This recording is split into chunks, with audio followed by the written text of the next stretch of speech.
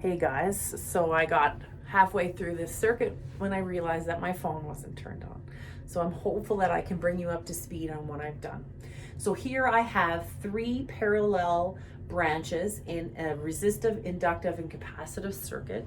Okay, so I have 120 volt supply, 60 hertz frequency. I have a 20 ohm resistor.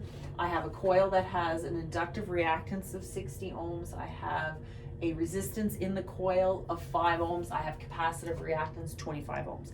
So regardless if I'm dealing with series or parallel, if I'm not sure if I'm given inductance or capacitance, I still can use the inductive and capacitive reactance formulas just like I normally would. That isn't changed, being that I'm connecting these loads in parallel.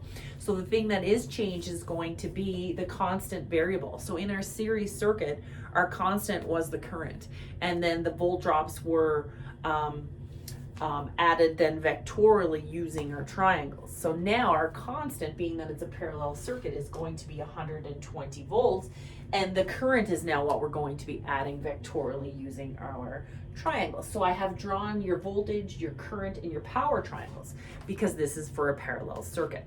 So I want to I know I have some of this stuff filled in, so I'm just going to kind of bring you up to speed. Again, I was halfway through the video. So for the impedance triangle, I want to talk to you a little bit.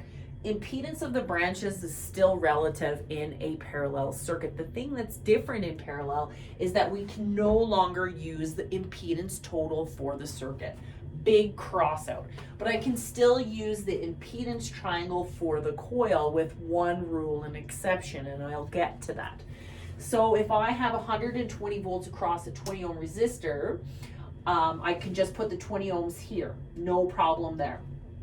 The coil is a little bit trickier because it has a resistive component that is 90 degrees out of phase with the inductive component. So we had to actually formulate the impedance for the coil in order to figure out the amount of current that's flowing through that branch, because your coil is essentially a series circuit contained within a parallel branch. So the volt drop across the inductive portion isn't a full 120 volt, just like the volt drop across the resistive portion isn't a full 120 volts. So that's why we're having to use our impedance triangle for the coil, okay? And then I will lead you into the current triangle next to explain this little red asterisk that I have here. And then I have 25 ohms of capacitive reactance. Capacitors are always pure. They have no variable of resistance in them. So I just still have a vertical line. And again, impedance for the circuit, no longer applicable. So that's why I have that crossed off. So next we go to our current triangle. So again, current triangle is going to be just a straight line for the in-phase portion.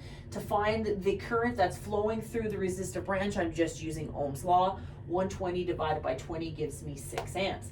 Now I move towards the coil. So the only way that I can figure out how much current is flowing through the coil is by using the impedance, okay?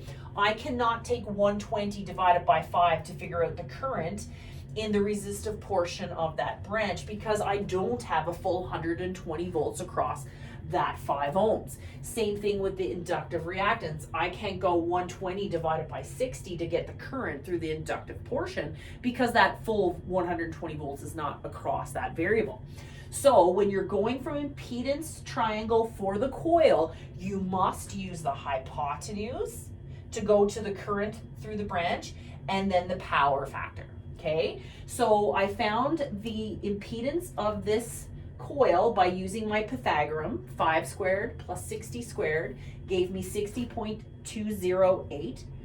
To find the current that was flowing through this inductive branch, I went 120, divide that by the 60.208, and that gave me a current of 1.993 amps, okay? Then what I did is I found the power factor of this triangle. The power factor is still your cosine adjacent divided by your hypotenuse, and it gave me a 0.083. So power factor for that specific set of triangles is the same, just like it was in parallel. So if my impedance triangle for the coil has a power factor of 0.083, my current triangle will have that same power factor, as will my power triangle. So that's where those numbers came from. So what I did is I took my 1.993 amps that I found from 120 divided by the impedance, I multiplied that by the power factor, and that gave me the current that's flowing through the resistive portion of the coil. That current is 90 degrees out of phase with the current that would be flowing in the inductive portion. And that's why we can't just say that that's the same amount of current flowing through both, because they're not. And they're certainly not in phase with each other. So I went 1.993 amps times the power factor. That gave me the current through the resistive portion. Then to find the IXL, I simply use my Pythagorean, right? So 1.993 squared minus 1.1654 squared gave me an IXL of 1.986. Current through the inductive branch is found quite simply. It's just going to be 120 volts across the capacitor. So 120 divided by 25 gives me 4.8 amps. Now I can go back to solving this with you guys. So in a series circuit, we determined if a power factor was leading or lagging based on the greater between inductive reactance and capacitive reactance. In parallel, it's determined by the greater value of current. So I have a greater value of IXC than IXL. So that's why I've drawn my circuit total triangles in that way. Okay, so let's take our information across. So if I have 6 amps flowing through the inductive portion, I can add that to the 0.1654 amps in the resistive portion of my second branch, because those currents are considered to be in phase with each other. Okay, so my IR total there will be 6.1654 amps. And then my IXT is going to be the difference between IXC and IXL, the smaller number being taken away from the larger value, being that they are 180 degrees apart, right? So it's going to be 4.8 subtract 1.986. That gives me 2.814 amps leading. 2.814 amps leading. So now for me to find the current that's in the circuit, I take these two values and add them vectorially using my Pythagorean method. Okay, plus 6.1654 squared equals square root. My I total is 0.677 amps for the circuit. Okay, so let's fill that into here. So current through the capacitor was 4.8 amps. And then our current for the circuit, 6.777 amps. Can't just add the currents together because they're not in phase with each other. Now, power triangle. How do I come up with my power? Again, I have voltage, right? So I can go with voltage times current to get power, or I can use my I squared R, or my P equals E squared over R. Okay, so we can take our 120 squared and divide that by 20 to find P, right? So this times current can give me PR, or this squared divided by resistance can also give me my power. Okay, so we're just utilizing this P equals E squared R formula, depending on what information is given. Typically, you're not solving every part of our triangles, right? So I'm going to go with 120 times 6 amps, and that gives me 720 watts. I just want to confirm that my E squared R would work. 120 squared, divide that by 20, works, 720, right? Okay, so now when I went from my impedance triangle to my current triangle, I had to use the hypotenuse and the power factor.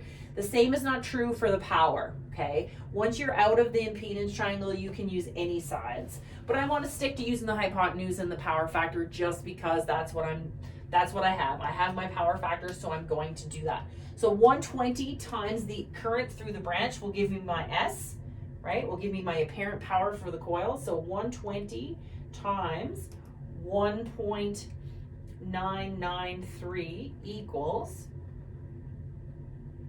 239.16 VA. I'm going to times that by my 0.083 power factor.